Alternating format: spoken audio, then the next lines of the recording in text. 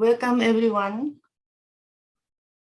I'm Eriko Sato, the coordinator of the Distinguished Lecture Series of the Center for Multilingual and Intercultural Communication, the MIC.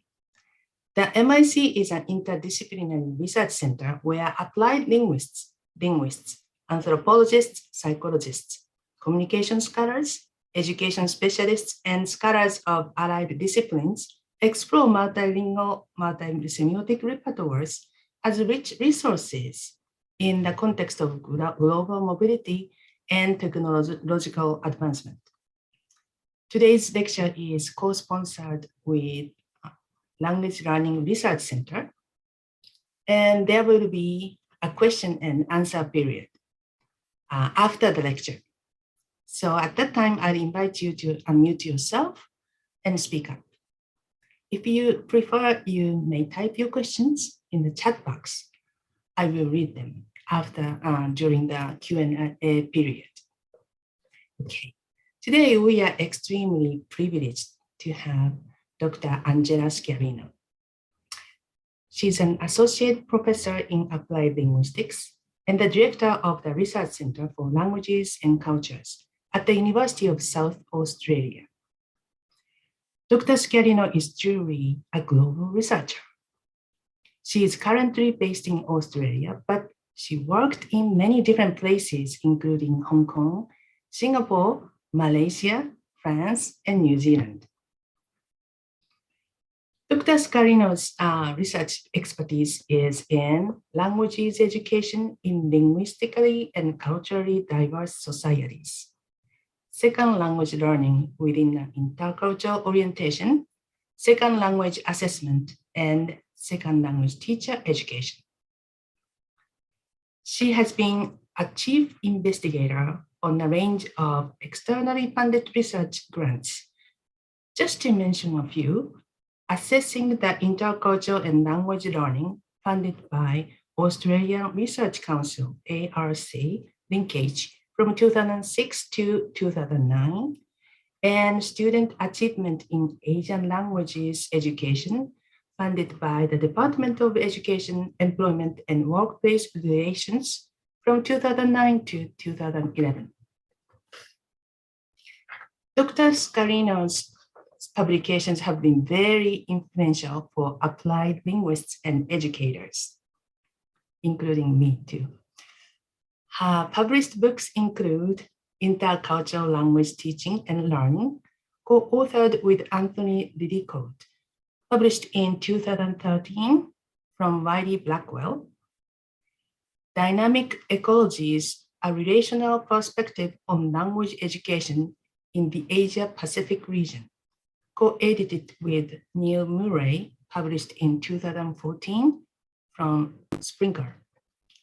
Dr. Schiavino is currently the chair of the Multilingual Education and Languages Committee, a committee that advises the Minister of Education on languages and multicultural education in South Australia.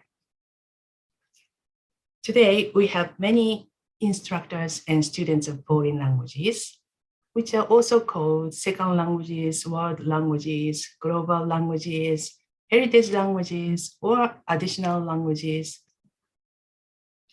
As our societies change in the current globalized society, and our students' linguistic and cultural backgrounds become increasingly diverse, the purpose of language teaching needs to be reconceptualized. And so does the method of language teaching and assessment. How should we assess language learners' intercultural competence? What exactly should we assess? Why? These are truly urgent and complex questions for us. And Dr. Schiavino is the world-leading expert scholar who has been extensively investigating this important question. So we are extremely privileged to have Dr. Schiavino with us live on Zoom today. The title of her lecture is Assessing Intercultural Capability in Language Learning. Now, let's welcome Dr. Schiavino. Good morning.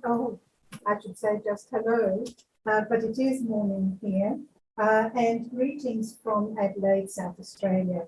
It is a real privilege and pleasure to be speaking with you this morning, to have been invited by Agnes Her and to have been already made so welcome by Eriko Sato and Jibon Kwan. And I just feel a part of you already. So thank you so much for that invitation.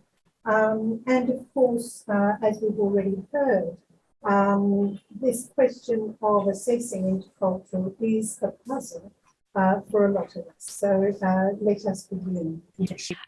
But I am very, very pleased to be with you and quite privileged for this invitation. I want to begin my presentation by showing you this wonderful image of a painting, an artist who speaks to me. He's an artist. His name is Ian Abdullah. He was born in 1947 in South Australia, died recently, and his father was Afghan, his mother was Narrandjeri. So Narrandjeri is one of the Aboriginal groups in our state. He had 7 brothers and sisters and lived in the Riverland, a district of South Australia. He worked in Adelaide originally as a builder's labourer, but then he became an artist. In 1989, he began painting. Of course, this painting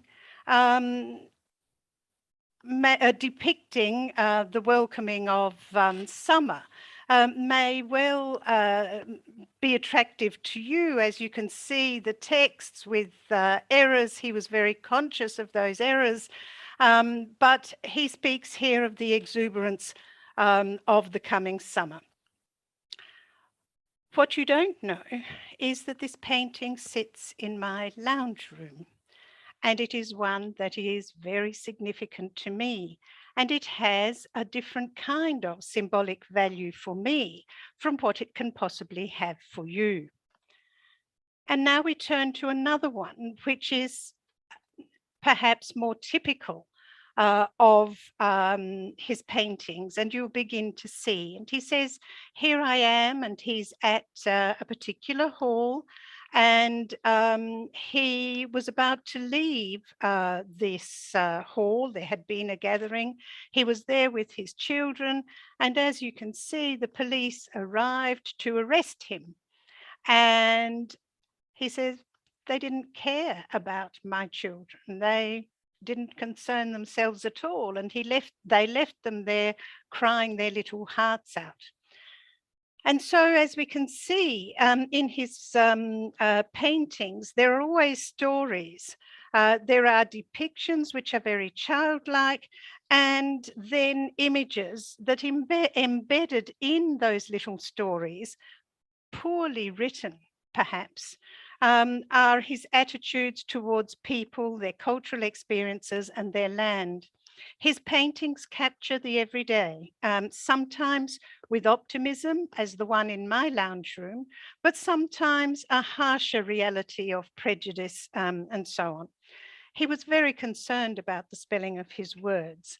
But I like his work, and I'm presenting it to you today because of the power of language. Those simple stories speak to us. The fact that Australia itself is a multicultural country and encompasses different civilizations and histories, the ancient Indigenous and the more recent, since the arrival of what our black fellas would say, the white fellas. We are the white fellas. These histories are crucial to our intercultural work in this context. The intricate relationship between language, culture, and identity is also captured in these paintings, and the power of literacy and what it means to people and how language itself embeds cultural meanings and values. And in education, It's a reminder to us that learners and teachers, we are all situated in our own linguistic and cultural worlds as part of our socialization in the world. And this situatedness that we are all part of is not just background. We often refer to it as background, our background. But in fact, it should be foregrounded because it is constitutive of our learning. In my presentation this morning, I'm going to speak very briefly about our complex context. You know, as well as I do, about our complex world and social, cultural, political and economic systems operate globally and people engage at an international level. And it's obvious that intercultural communication and exchange is necessary. But today we're going to focus particularly on assessment. And I think that it is an opportunity for us through the lens of assessment to consider conceptualizations of the intercultural. Because if we are assessing the intercultural, what exactly is it? And this is the question that I have been posing for a long time. What is it? How do we conceptualize it? How do we understand it? And I foreground this conceptualizing work because for me, assessment itself is conceptual, even though it is often seen as a matter of technicalities. And so in my discussion here, we will visit diverse conceptualizations, leading to my own, which is a much more interpretative slant on what this intercultural thing actually is. I'll discuss some of the complexities and we'll consider some examples. So very rapidly in relation to context, yes, globalization, yes, we live in dangerous times, no doubt. Our minds are very much in the Ukraine at the moment. We are coming out of COVID. My country has been in lockdown in an amazing way, as some of you would know. The communication means and so on, look at us now. And so we have a changing landscape of communication. But also I want to say as part of the context that in each of our contexts, there is a particular configuration of languages. And it's not just the configuration, but it's the way in which those languages are valued in that context. Let me explain. To take an example of Australia, our distinctive configuration of languages here in Australia encompass the languages and cultures of Aboriginal people, English as the dominant language, languages that have come from various cycles of migration to Australia, and all language learning is set in the particular geographical and historical landscape that actually shapes both the status and the positioning of particular languages. Again, students come to their learning of languages with diverse biographies and histories of experiences, with their own diverse languages and cultures, regardless of the language they are studying, and their own situatedness needs to be taken into account. So what I'm saying here is that there's an invitation in our complex world. Yes, on the one hand, we're saying that intercultural communication is crucial in this kind of world and more complex. But in the act of teaching and learning, it is an act which is situated in context with the particular configuration of languages. And the students therefore bring their particular languages and their situatedness. And all of this needs to be taken into account in teaching and learning. In order to clarify our landscape this morning, this time our conceptual landscape now, I want to make a few distinctions here. We're talking about assessing intercultural capability, and intercultural, with the term intercultural, there is also a risk of a focus on the cultural eliding the language or the linguistic. There are some models, there are something like 65 models of intercultural understanding or intercultural competence, which is the usual term. And in these 65 models, only some actually take account of language, and this is important. This is very well understood in your centre. You have both in your name, but for us too, in our work, it is intercultural, but also interlinguistic. But we don't use that term terribly much. And so we say multilingual, but multi means many. Inter actually connotes the interchange. And so you see that even in the terms that we use, we have to be really careful and think about what's going on, because if we just say intercultural, there's a risk of slipping back and slipping away from language, which it cannot be, because it's the relationship between language and culture that is so fascinating in our intercultural work. Regarding the notion of competence, on the one hand here, we have to respect history, and competence is the most commonly used term, although there are many others. We have intercultural understanding, intercultural sensitivity, and a whole, plethora of other terms. But the notion of competence also has its limits. In traditional orientations to language assessment, the focus was on language as an autonomous system, composed of parts, generally factual knowledge, independent of the knower, omitting the person. In performance assessment, which succeeded the more traditional assessment, the focus is on communication, but the models, Canale and Swain, Buckman and Palmer, the fundamental models in language assessment, also understood language use as a cognitive activity in the mind of the individual.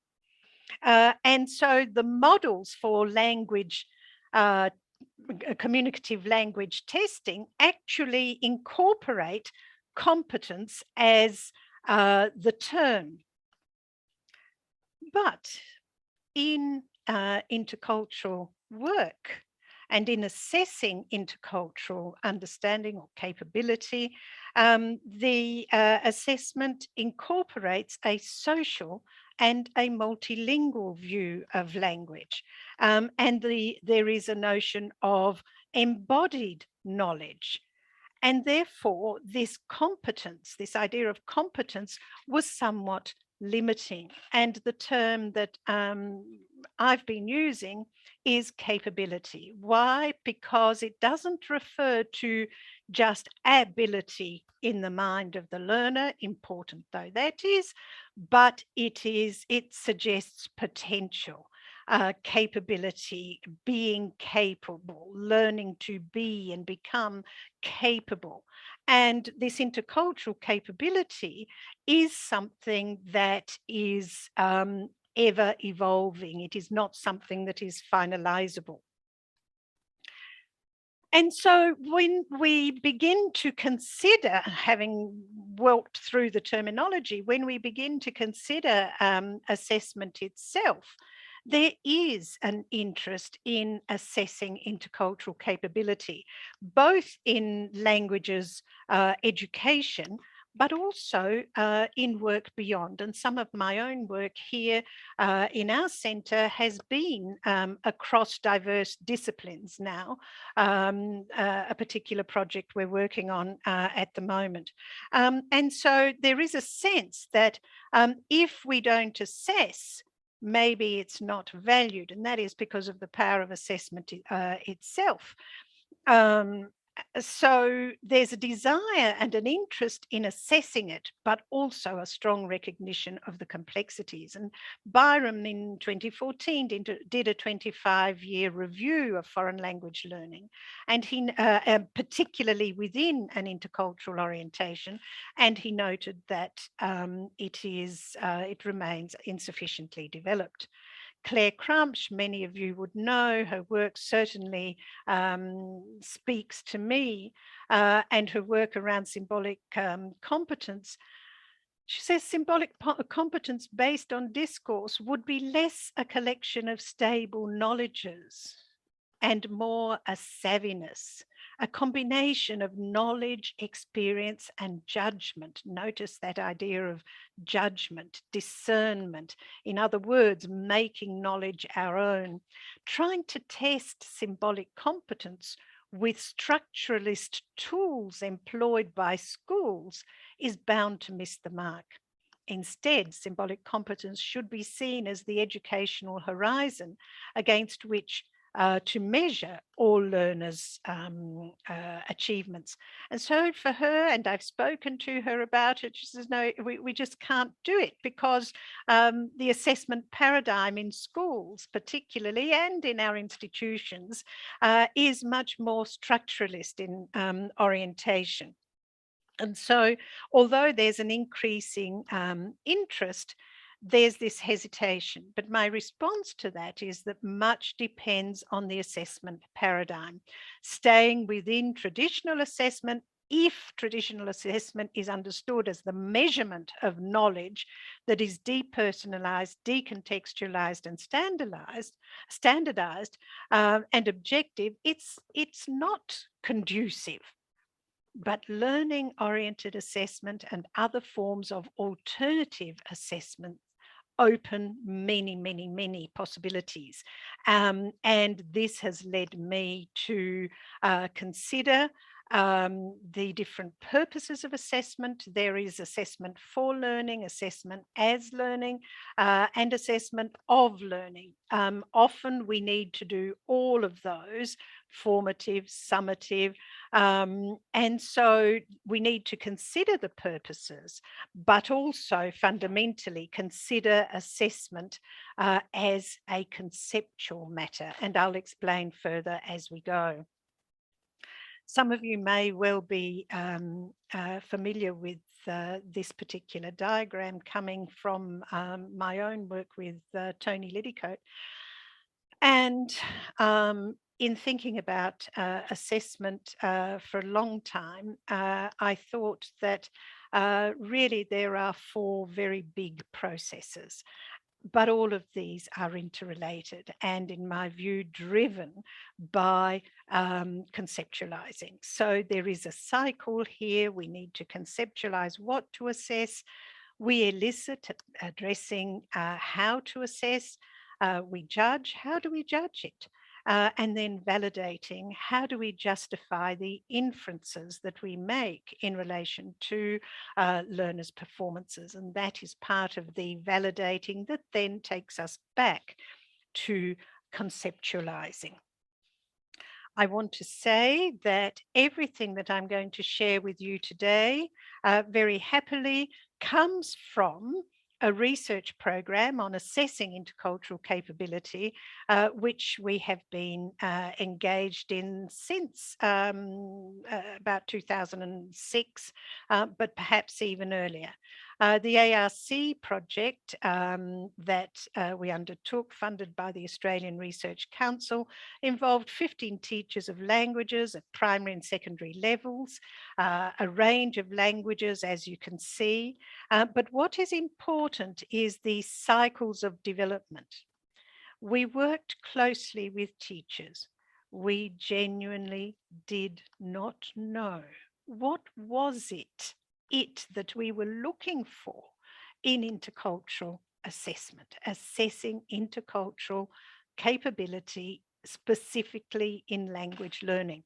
what was it that we might be looking for? The question was absolutely genuine. How do we know that we have it? And so we began an experimentation. We knew the work needed to be contextualized. And so the teachers were asked to develop units of work.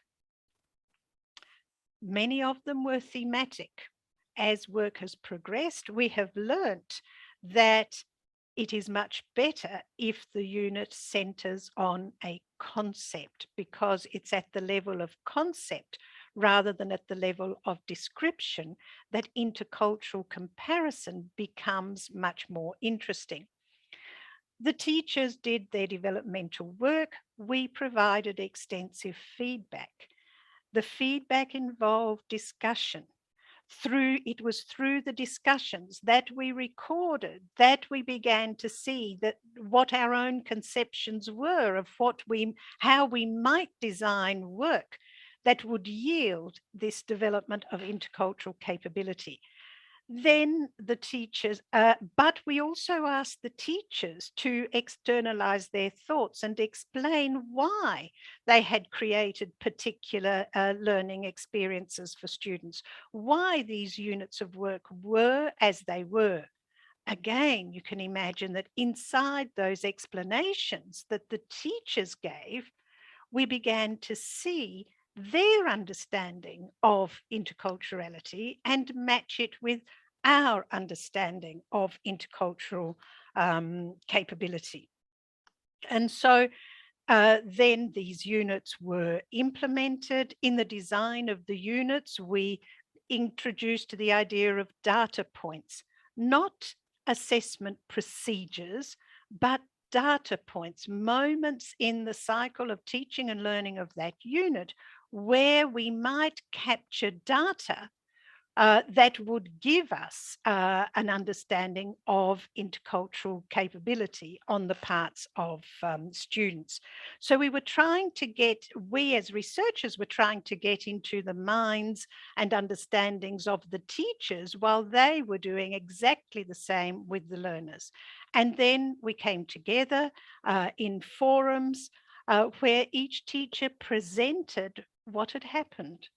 And we had review, discussion, reflection, and that cycle led to redevelopment in another cycle, drawing on those understandings that we had gathered along the way. And so we also saw firsthand all the tensions that the teachers experienced in trying to work in this way. We saw them live because why? They were trying to embrace intercultural assessment of language learning, while at the same time staying within those structuralist parameters that their school systems actually required. And so we needed to navigate those particular problems along the way. So let us turn to some of the diverse perspectives, because I've foregrounded so much the conceptual that let's have a little look at the conceptual. And so it is a fuzzy concept. And here I'm citing a couple of reviews that have been undertaken of a whole host of different models that you might actually be interested in following up. But in my own analysis of the different models, what I can see as differences across them is the way that the capability itself is understood, first and foremost. Whether or not, so, that goes to the question of what exactly is it? Whether or not a focus on language is included. Some models don't include language, okay? And then whether it is language or whether it is multiple languages. How language and language use are actually understood. Is it simply an exchange of information? Is it more than that, exchanging ourselves along with the information, ideas, and so on that we exchange? How is culture understood? As artifacts, as cultural practices, or in my world, as the lenses through which we come to understand and interpret the world. The inclusion or not of critical and particularly political dimensions. I don't think that we can exclude the political.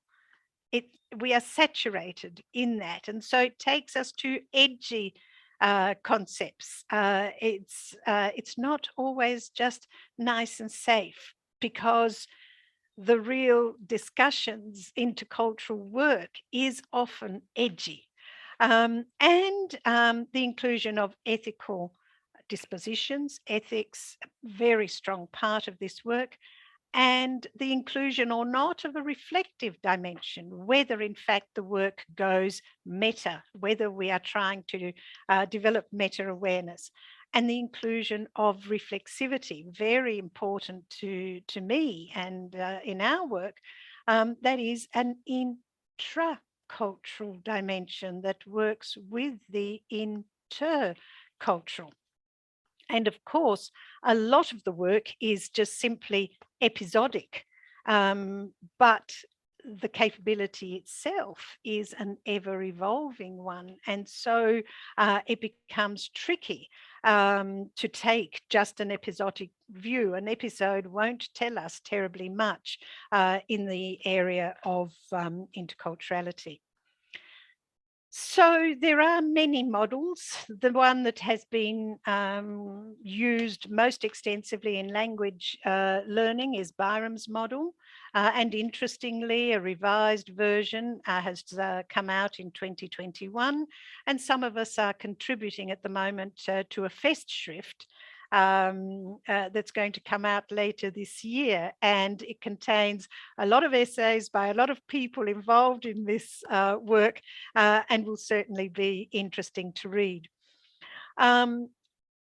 I think that what was important in Byram and Zarat's work was that they elaborated the concept of the intercultural speaker, the user being intercultural. And this was a deliberate move to really connect with the issue of the native speaker.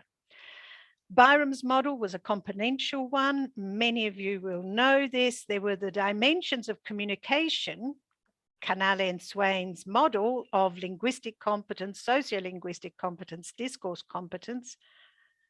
But to those, he added deliberately intercultural competence. And he saw intercultural competence as clusters of knowledge, skills, and attitudes, which he called savoir, various savoirs. And this works very nicely in French. And those of you who know French will see savoir comprendre, savoir apprendre, savoir faire, savoir être, going to the being. And then he played with the idea of critical cultural awareness. What he does then is he elaborates lists and lists and lists of objectives that actually explain what these different savoir are, but it is like a very big checklist. And so these objectives were all separate, and yet any instance of intercultural exchange will involve a configuration of them. Furthermore, the moment that we set the objectives in that way, out of context, there is an issue of pre-specification, yet the intercultural exchange itself is unpredictable. Further dimensions with Reisiger, who introduces the idea of linguistic competence and transnational cooperation. So further elements are included by a number of people.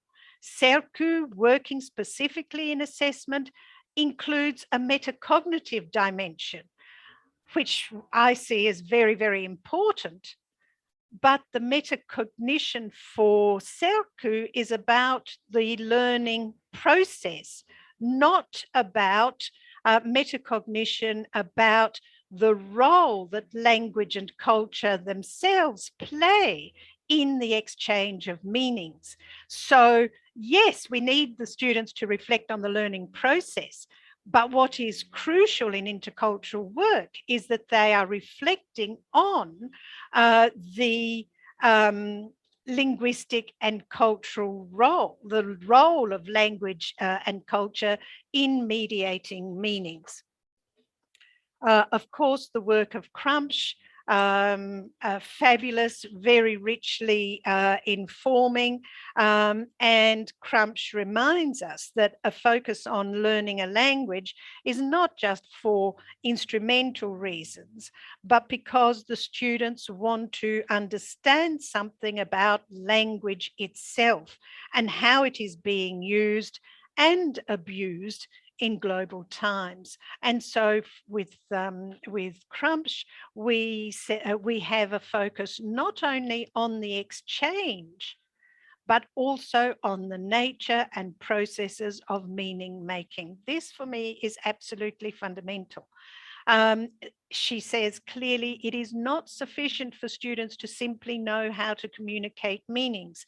And in our language work, language teaching and learning work, there is a lot of work on gaining the language in order to be able to communicate.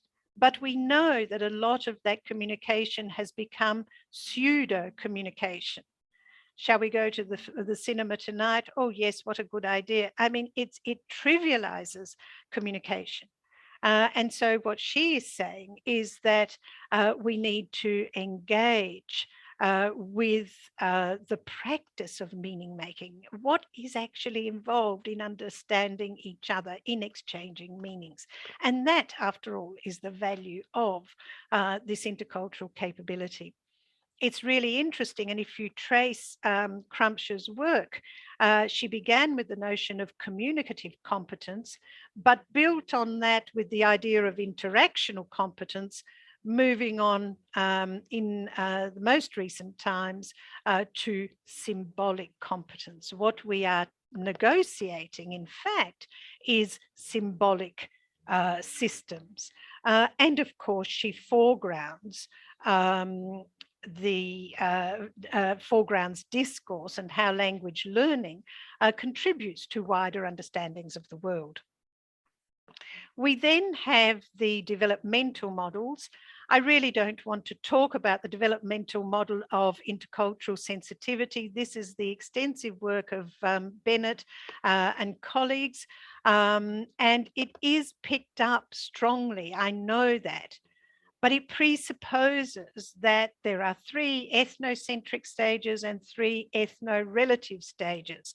And therefore, there is no language dimension, but also it turns the delicate work of intercultural exchange into some generalized category of denial, defense, minimization, acceptance, and so on. It simply creates scale-like descriptions that are far too general to capture what it is that actually goes on in intercultural exchange.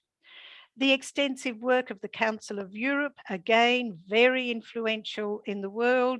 They describe plurilingual competence, but it is very much a view of language as functional language use, not this language use with meta-awareness, as Claire Crumpsh would invite us to consider. And so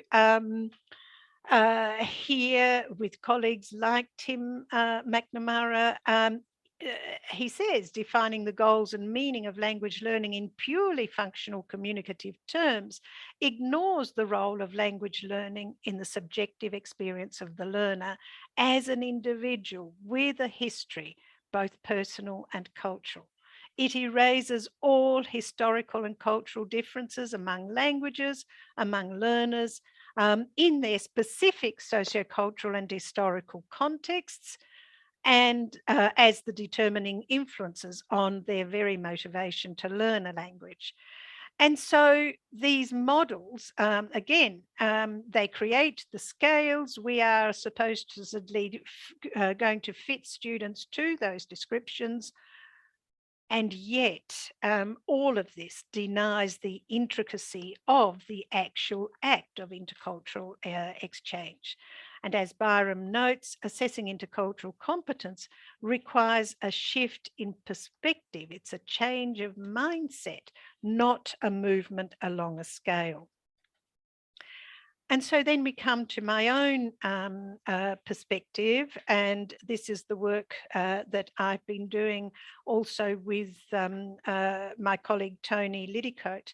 And basically it's a work that foregrounds interpretation, recognizing that all interpretation, however we interpret any exchange and however we interpret the world, is itself governed by history, and in the interpretation itself is linguistic and cultural. It comes from the German philosopher Gadamer, very rich reading, and in education it comes from hermeneutically inspired education, the work of Sean Gallagher.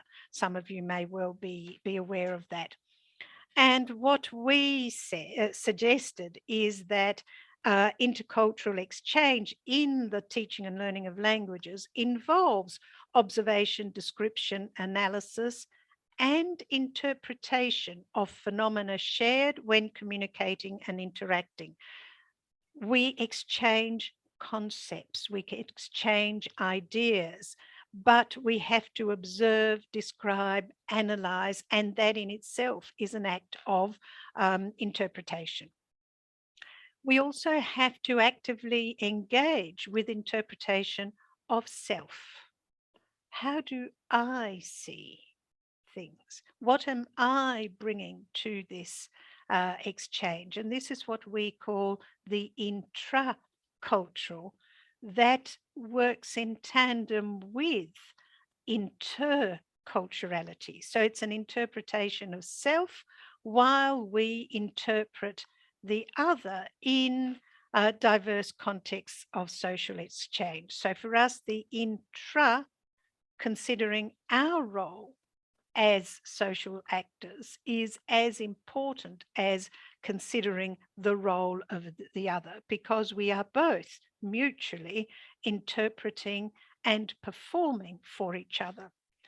And then understanding, and this is the meta work, understanding the ways in which language and culture come into play in interpreting, creating, and exchanging meaning. I can only see what I see through the lenses of my own historical trajectory of experiences and my own situatedness in my language and culture. Even as I speak to you today, you will see my Australian accent. I can't remove that. You will see things that matter to me beyond the words on my slides. You will get a sense of, I cannot stop being Italian while I am also Australian. I cannot stop and deny my French and German that are part of my story. I cannot prevent myself from including my basic Cantonese, very Siu. But my years in Hong Kong working there were very, very marking. And so this emerges. And, it is through that kind of experience that we see how language and culture come into play in all of the interpretations of what we do and what we say. And then understanding that interpretation can only occur through the evolving frame of reference developed by each individual. Learning a new language becomes a part of this process. So very rapidly, in the interests of time, we've already spoken about conceptualizing and looking at the need to bring forward our conceptualization to the work of designing our assessment. The motor, if you like, for our assessment design has to be how we conceptualize language, culture, and their interrelationship. The issue is that most of the models present different kinds of components.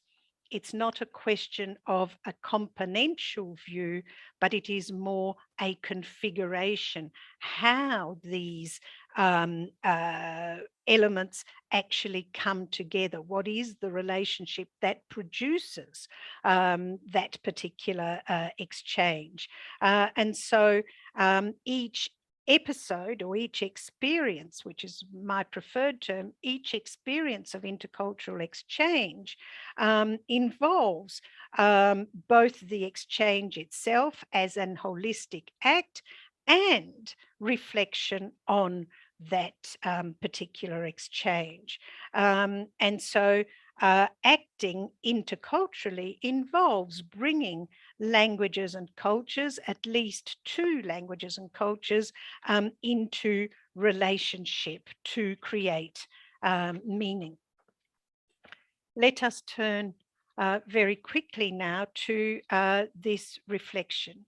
As I've said, we gathered a lot of data, and in some ways I'd like to give you a picture of one of the units of work that the teachers developed, and then all of the material associated with that, including the debriefings and so on. This comes from the debriefing of a teacher of Chinese.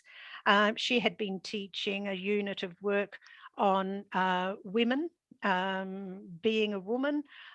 She was in an all-girls school. It's women in China. And the girls had been comparing women in Australia, women in China, in really rich textual work and so on. And here she says the focus on intercultural sensitivity as she was trying to design the learning experiences and the assessment experiences.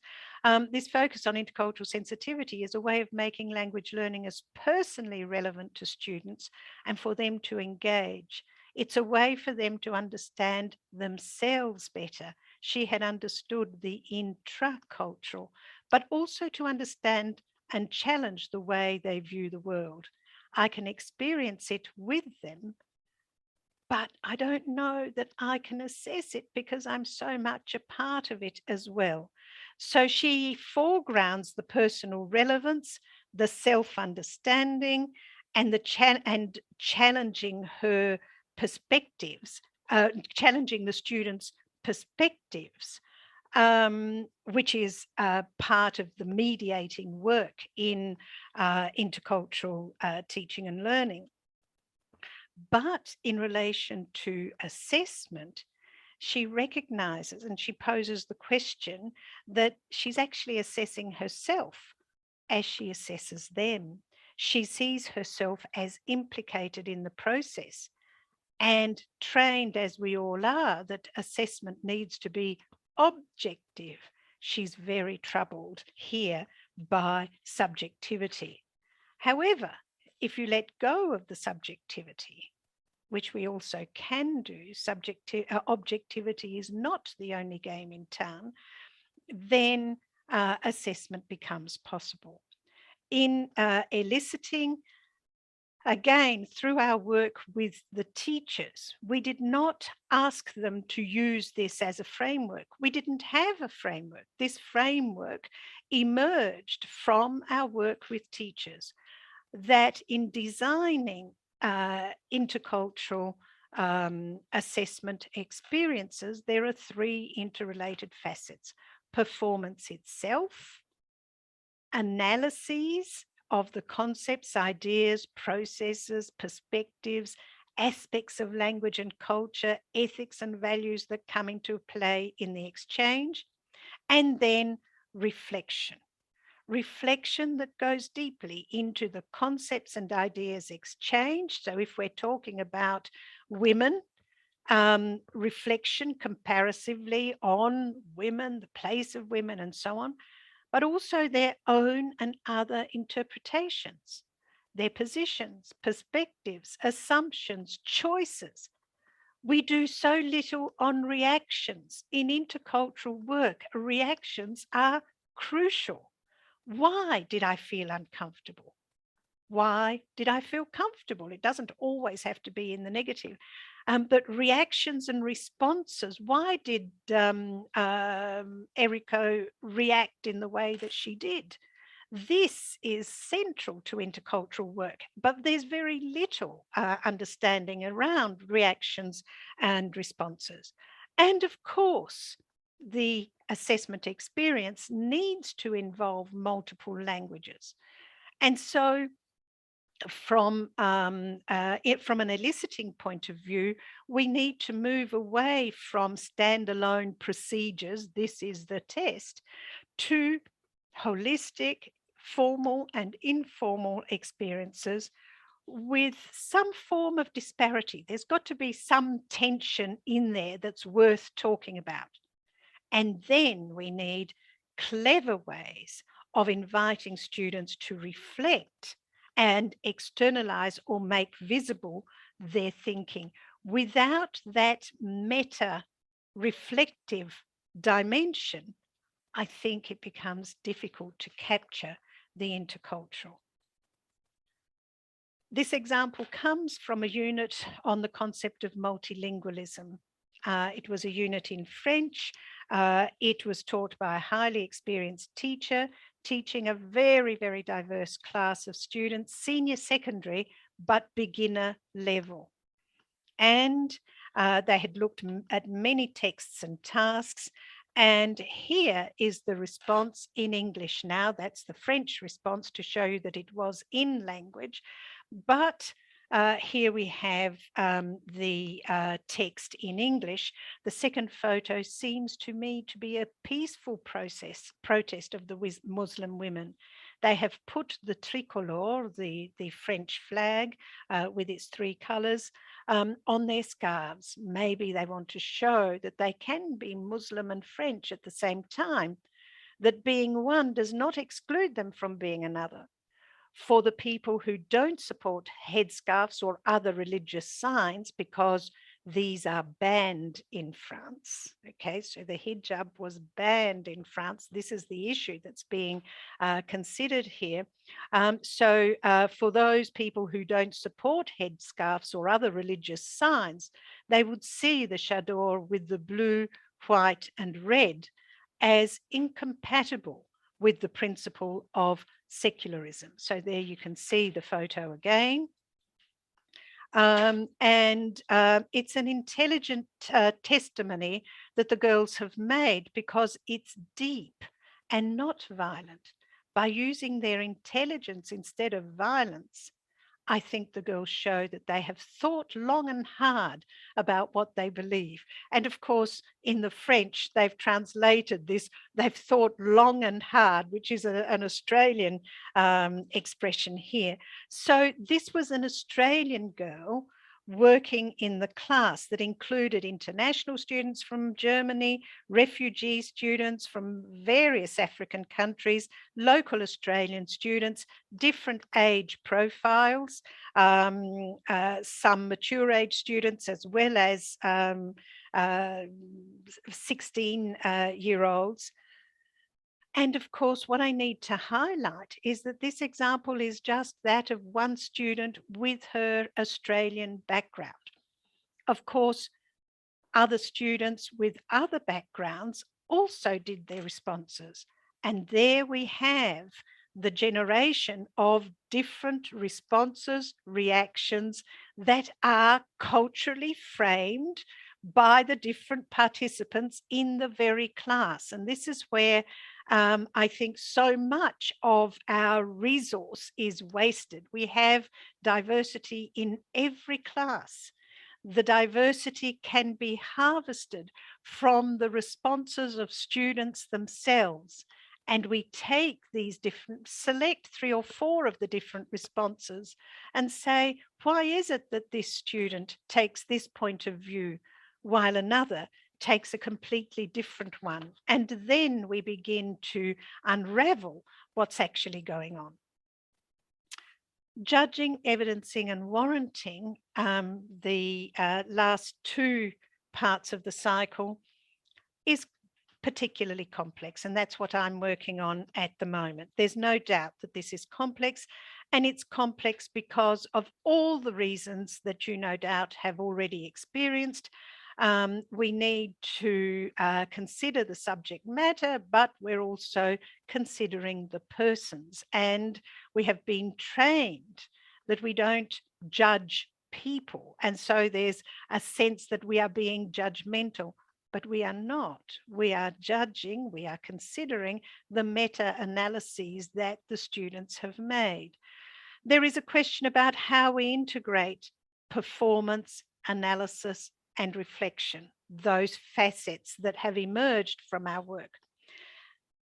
It is difficult for students to learn to decenter. It's something that they need to learn to do and to think about their own linguistic and cultural situatedness and how that frames their own and others' perspectives. It is difficult. They need some training and experience in that. And then there's the notion that we always have to set criteria in advance so the students know what it is that we're going to be looking for in a piece of work. Well, that removes any criteria that come from below.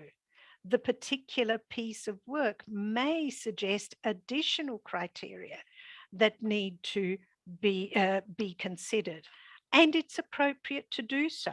It's in fact by considering these additional criteria that we begin to build a store, if you like, of features that emerge from intercultural work itself.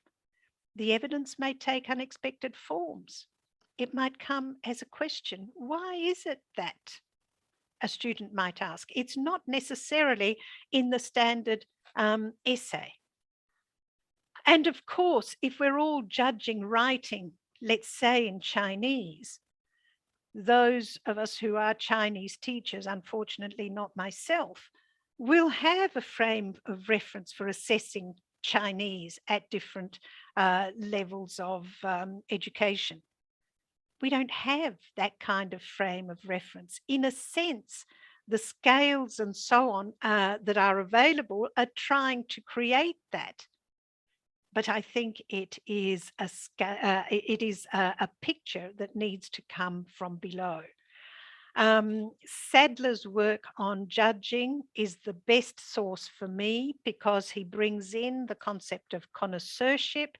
And I think that for complex capabilities, this is the way to go. And he too says that the judgments need to be both holistic and analytic, such that they are understood as configural, as configurations, rather than components.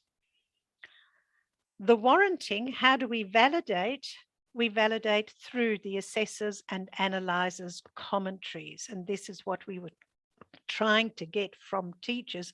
How do you actually judge this particular work? And here, my example comes from the work of my dear colleague, Michelle Kohler, and she did an auto-ethnographic study of her own practice of language learning and assessment within an intercultural orientation. She captures all of this in her 2020 book, one of my immediate colleagues. And here the unit was on the concept of relationships, and she had a suite of assessments. This is only the first one. In her book, she'll give the whole series of assessments in the course, and this unit was exploring the concept of relationship.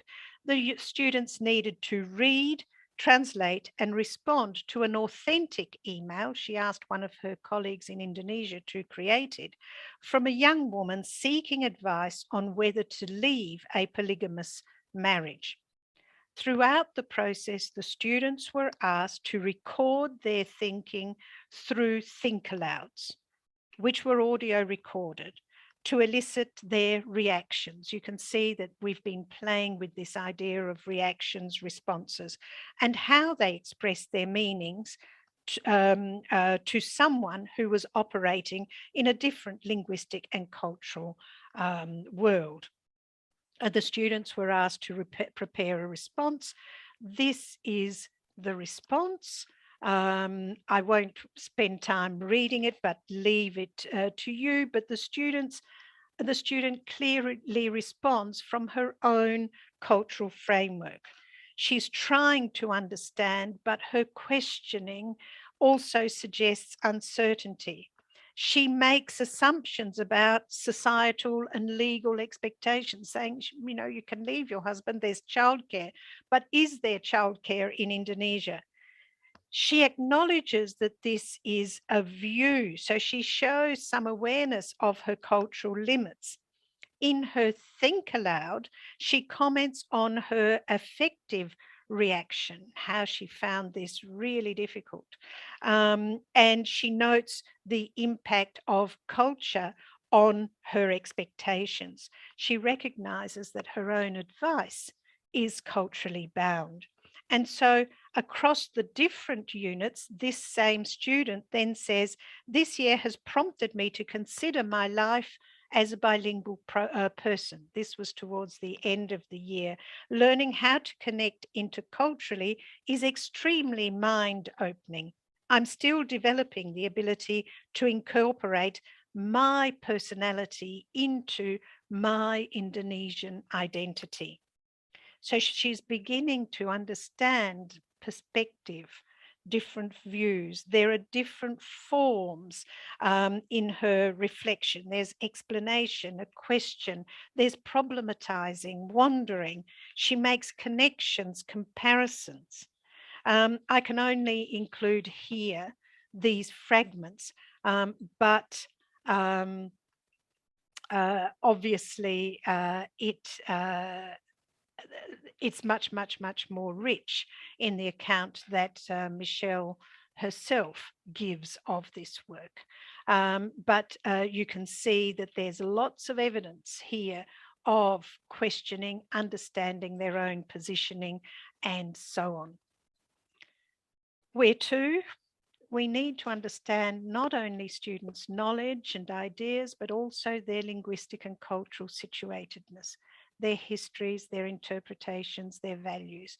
That is why we need to begin intercultural work with profiling our learners, really knowing who our learners are, and the ways in which their own histories and knowledge understanding form their interpretative resources, which they bring to the reciprocal interpretation and creation of meaning.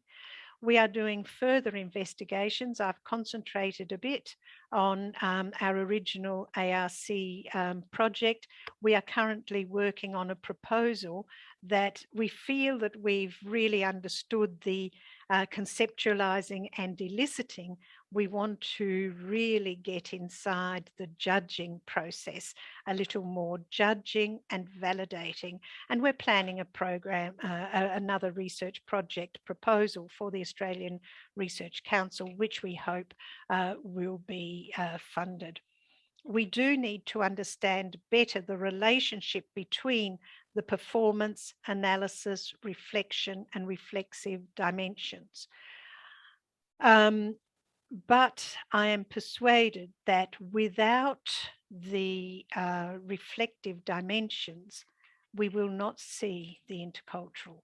So we need to be very, very clever about creating interesting ways, really creative ways of getting evidence of their reflections. And of course, whatever we say of our students in intercultural work and our desires for them also apply to us as teachers, and we need to know ourselves and our situatedness in order to explore it with our students. I'll leave it there. And thank you very much for your attention. Thank you. Thank you very much, Dr. Scarino. It's like we are learning how we are living Yes. through teaching and learning, Yes. through communicating. Yes. And so this is really wonderful, but it deepened our understandings, but we have more questions now. Yes. More questions than Yes. ever. And then, And yes, please raise your hand, or please show your face. Now I see Professor who? Agnes? Agnes, yes. Yeah. Well, first of all, Angela, thank you so very much for being with us today, and also for presenting such a thorough, comprehensive, informative, and inspiring talk. Thank you very much. I should reflect a little bit upon I thank you. Oh, this is a part of the Center's Distinguished Lecture Series, which started in the fall of 2014. I should say that our very first lecture in this long Distinguished Lecture Series was given by Tim McNamara, one of the scholars that you mentioned in your talk. Tim was talking about language analysis as a form of language thinking in the context of political asylum seekers. So this is really very interesting. It's a matter of life and death. I mean, we're literally talking about matters of life and death. And absolutely. So much historical, social, cultural, political meanings that are embedded and embodied in the very practices of professionals, as well as practitioners, as well as the people that we're looking at. So I have a lot of other questions, but I'm going to leave them to my colleague Ji Wan, who will be talking with you afterwards. But I think this today is wonderful, because beginning from Tim McNamara, now we're circling back to this issue of language assessment as a form of engagement and reflection and critical reflection. Yes. So that we have come around in a very good circle today. So thank you for doing that part for us as well. And of course, Tim is one of my dearest friends and colleagues here in Australia, who in fact came to stay with me just a few months ago. So fabulous, fabulous, fabulous. Okay, thank you. I see Loredana. Loredana, please. Thank you, and thank you so much. Again, that was a fabulous talk, and particularly dear to me, because I am a language teacher. That's who I am, and also as a translation specialist, I'm someone who's constantly moving between languages. And so the fact that you are here speaking from that perspective, and making that point for language teachers is so important to me, because very often languages other than English end up being forgotten and sort of somehow paradoxically re-enter in almost monolingual sort of condition, having left it in another way. But in that perspective, the question that I have for you, and it's a question that exercises me so much, is, so in the kind of model that you are developing, do we then aim to, hope to, manage to, I don't know what verb I want there, assess language and intercultural capability together or separately? And I will put a coda to that, because that's my problem with the European, with ECFR, for instance, that it separates those two. Yes. So it is a leading question in a sense. Yes. But how do we bring them together, or do we give up and keep them separate? No, look, they need to be brought together, and fabulous that you're working in translation. I've actually reflected a lot of on translation, and I was the author of the National Curriculum for Languages in Australia, not the curriculum itself, but the conceptual paper that drove the languages curriculum, arguing for language-specific curricula and all sorts. And in that, I gave a refreshed place to translation. So it's very, very important. The languages need to be held together. And I think that it is challenging, but in the work with teachers, I have many, many examples where very resourceful teachers have been able to do that. Exactly. Mani, one of the example one, another one of her units was on translation, and they looked at the rather unusual configurations of English in Chinese hotels. And so they looked at all kinds of linguistic matters related to the translation. They did a lot of translation work. And then the reflection was not a reflection of, well, what do you think happens in translation? There was a lot of discussion about that, what is gained and what is lost in translation. But the question that she asked for reflection was, would you stay in this hotel? In other words, it's not, I'm not saying inviting you to then say, oh, now there has to be this reflective dimension, because just with the three facets of performance, analysis, and reflection, there's a risk that those are dissociated too. Just as in listening, speaking, reading, and writing, if we want to be hyper traditional, there's a risk of separating when these things come together.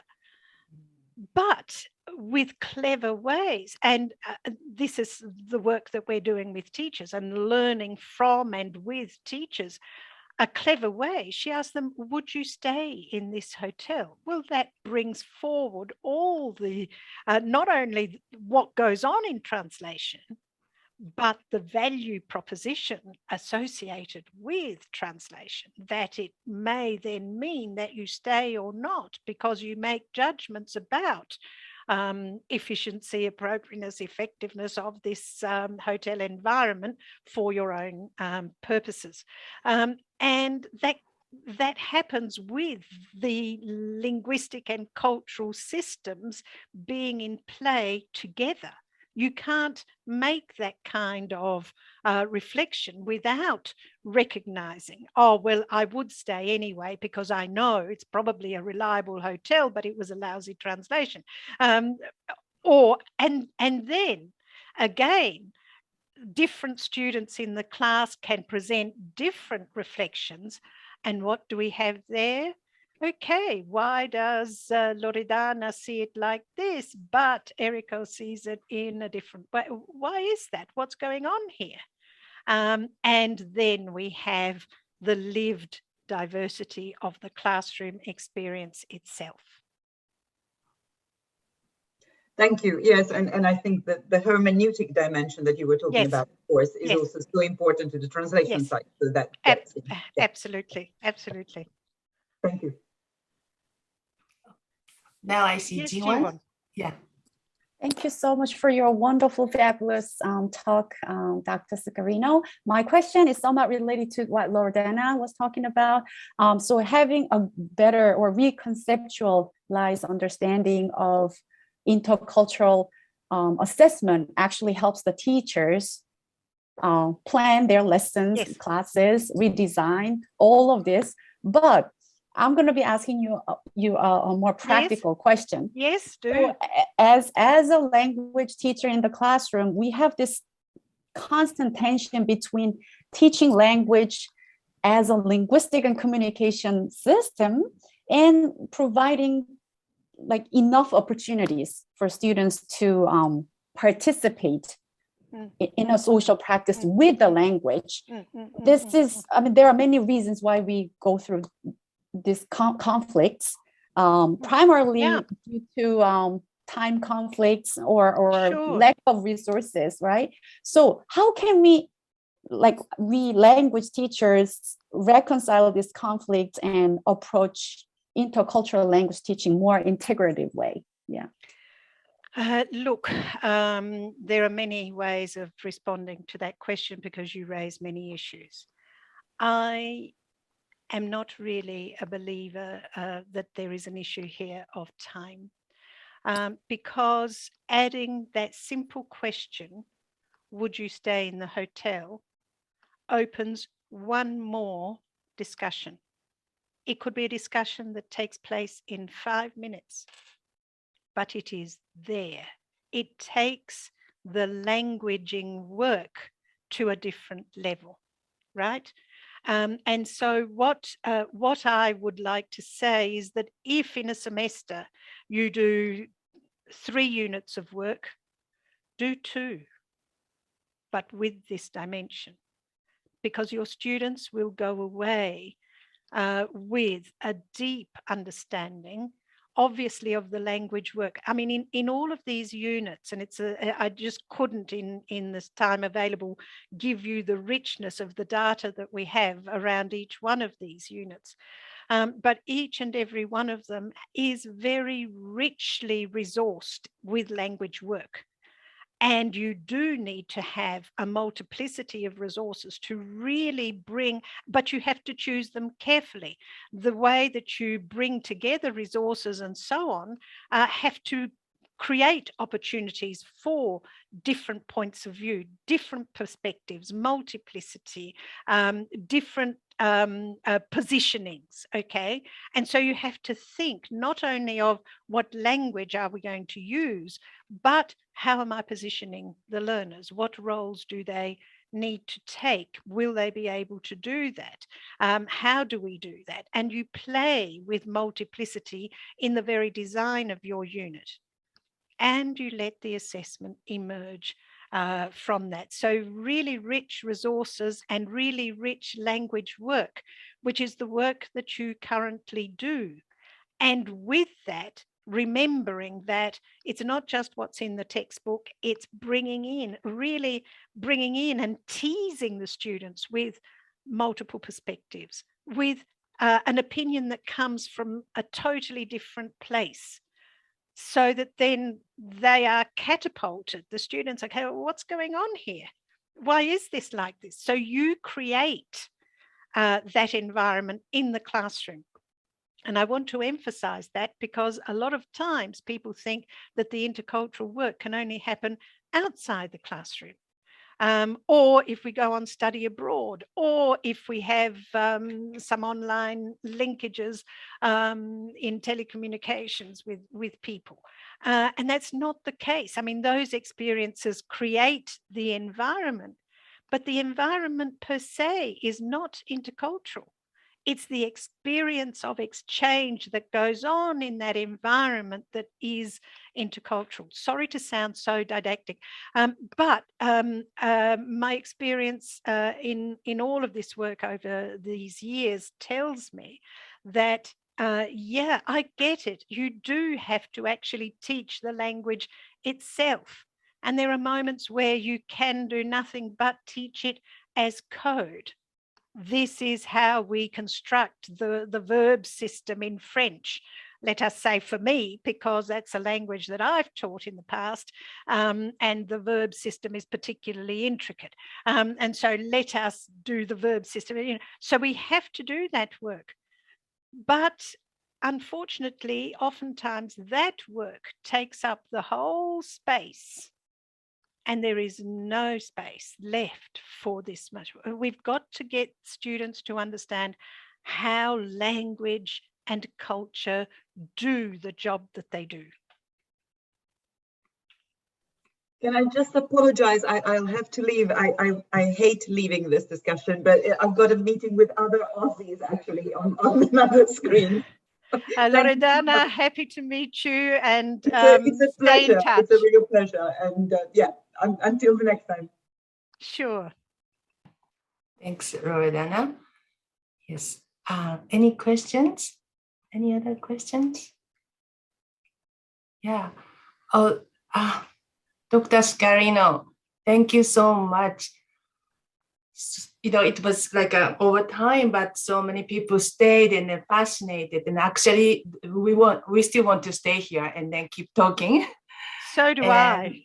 Yes, and then we learned a lot, and we've been kind of, you know, packing so many things when we teach languages, but we have to leave some time to really think about what emerges from interactions.